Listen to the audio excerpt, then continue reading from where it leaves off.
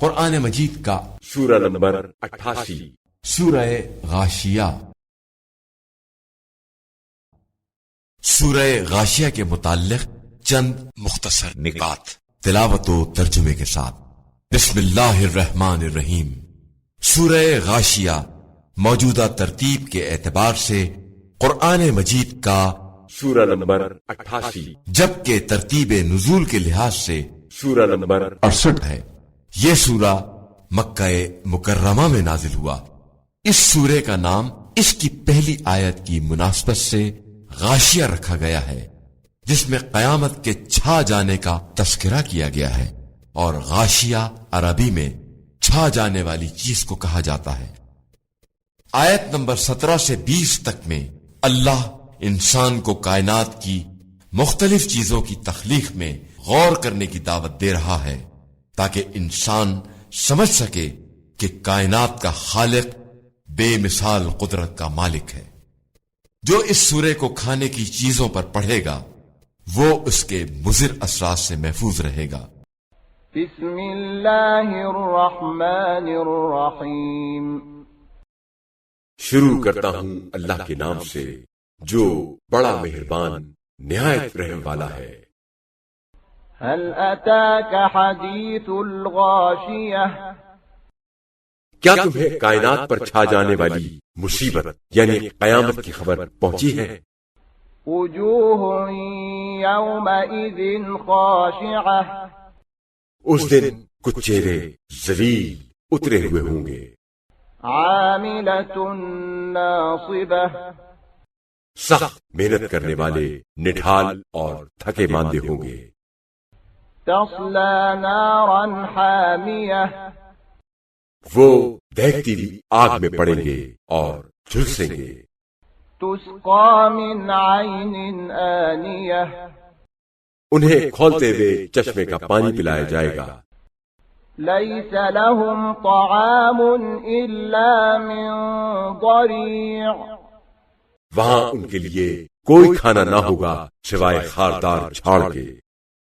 لا يسمن ولا يغنی من جوع، جو نہ انہیں موٹا کرے گا اور نہ بھوک دور کرے گا۔ وجوہ یومئذ ناعمہ، اور کچھ چہرے اس دن تر و تازہ اور بارونق ہوں گے۔ لسعیہا راضیہ، اپنی کاوش و کوشش پر خوش اور مطمئن ہوں گے۔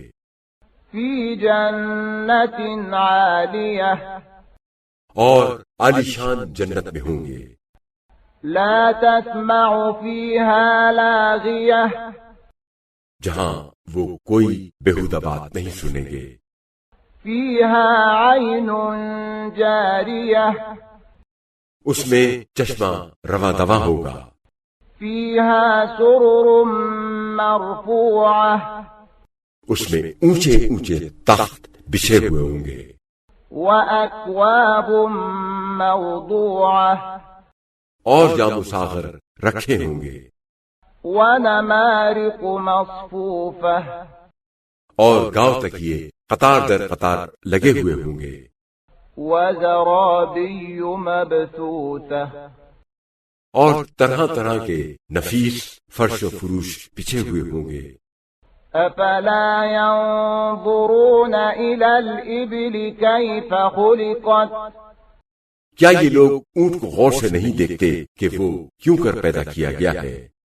وَإِلَى السَّمَاءِ كَيْفَ رُفِعَتْ، اور آسمان کی طرف نہیں دیکھتے کہ کیسے بلند کیا گیا ہے۔ وَإِلَى الْجِبَالِ كَيْفَ نُصِبَتْ، اور پہاڑوں کی طرف نہیں دیکھتے کہ کیوں کر کھڑے کیے گئے ہیں۔ وَإِلَى الْأَرْضِ كَيْفَ سُطِحَتْ، اور زمین کی طرف نہیں دیکھتے کہ کیسے بچھائی گئی ہے۔ فَذَكِّرْ إِنَّمَا أَنْتَ مُذَكِّرٌ، پس اے رسول صلی اللہ علیہ وآلہ وسلم، آپ صلی اللہ علیہ وآلہ وسلم نصیحت کیجئے اور سمجھائیے کہ آپ صلی اللہ علیہ وآلہ وسلم نصیحت کرنے اور سمجھانے والے۔